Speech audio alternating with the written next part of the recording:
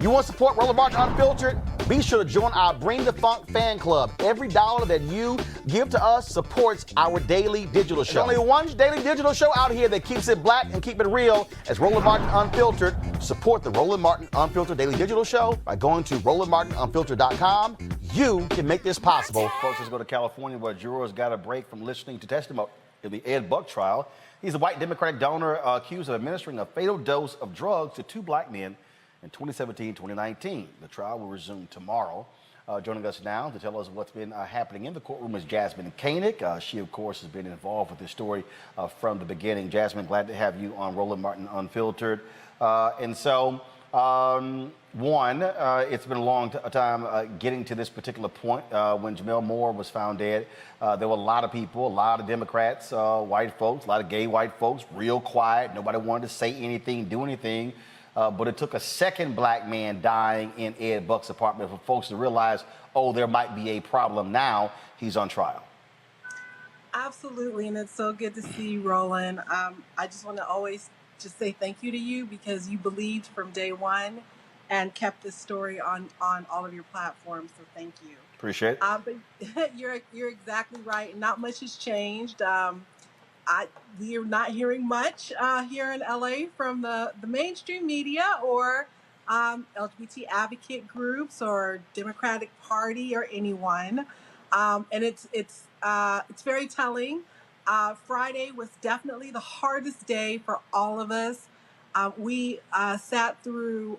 Ed Buck had over 2,400 videos of him torturing, injecting. Black men with methamphetamine, unconscious black men that he was sexually assaulting. It was so incredibly brutal on Friday, having to watch video after video of this black men with nooses around their necks. Some black men who didn't even know they were being recorded, others who asked for him not to record them or for him not to put their face in the video.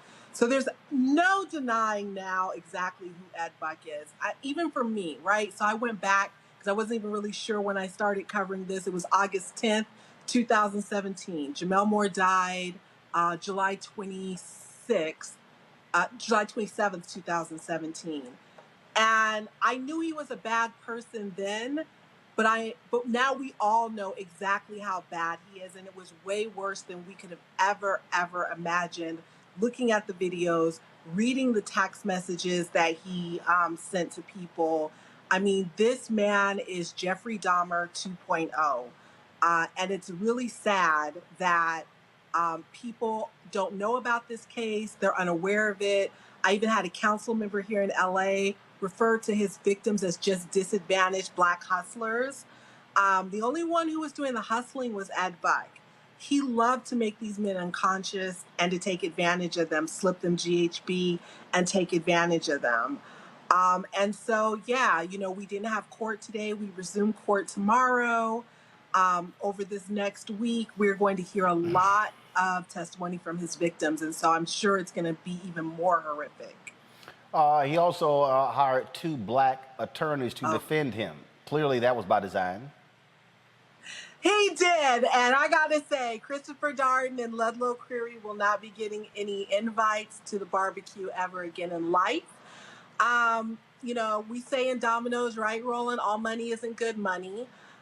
It's very interesting watching Ed Buck's pasty white butt sitting between these two hefty black gentlemen in court who are doing his bidding, and their whole entire defense is around AIDS, right? So their defense is that Jamel Moore died of AIDS, full-blown AIDS, as they like to say, and not the methamphetamine that was injected into him. And that Timothy Dean was living on borrowed time and had a heart condition, and that's what killed him, not the methamphetamine that was injected into him. I'm so ashamed of Christopher Darden, but I'm not surprised because remember, he did take Eric Holder as a client, the man who killed Nipsey Hussle. And he only dropped that case because he couldn't handle the death threats that he was receiving. He's been on the wrong side of a lot of battles lately. He continues to lose in court. I hope that streak continues. His mini-me Ludlow Creary is no better. They are definitely earning their $1 million+ fee that they are getting from Ed Buck, but it is really embarrassing to see these two Black men use the HIV status of Ed Buck's Black victims against them. It is horrific. In terms of, I talked about how folks were so silent on this, and Ed Buck was a major Democratic donor, and the state Democratic Party was extremely reluctant to say anything because they wanted to keep getting his checks. And even after Jamel Moore was killed, he was still giving money, and they were still accepting money. Sure was. And I got to tell you, as an elected member of the Democratic Party, publicly elected here in California, they still haven't said much, haven't said anything at all, nothing about justice for the victims. Everyone sort of has their head buried in the sand. What was very interesting to me during the testimony on Friday was that the prosecutor showed a text exchange that Ed Buck had with one of his victims, where he was trying to set up one of his party and play sessions. And in the text message, Buck says, "Oh, I'm getting ready for tomorrow. I got an endorsement panel."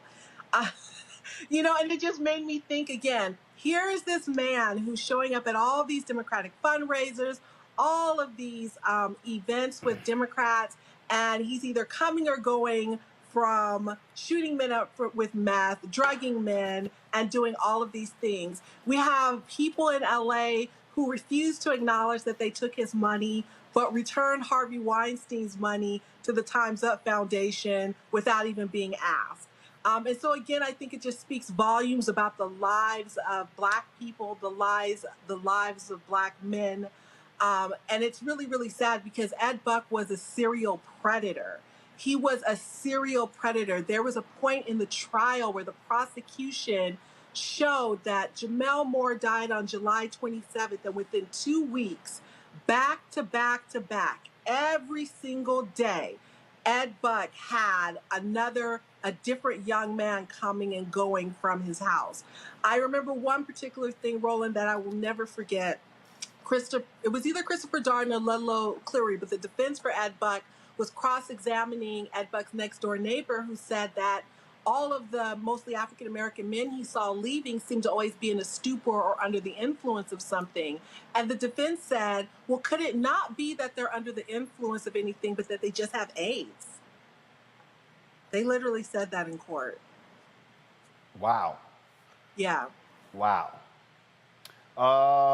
Yeah, that's pretty crazy there. Jasmyne Cannick, we certainly appreciate you giving us this breakdown, and then we'll be following what happens in this trial. Thank you so much. I appreciate you so much, Roland. Thank you. Thanks a lot. Appreciate it, Jasmine. Folks, back to that Roland Martin unfiltered video in just one moment. Racial injustice is a scourge on this nation, and the Black community has felt it for generations. We have an obligation to do something about it. Whether it's canceling student debt, increasing the minimum wage, or investing in Black-owned businesses, the Black community deserves so much better. I'm Nina Turner, and I'm running for Congress to do something about it.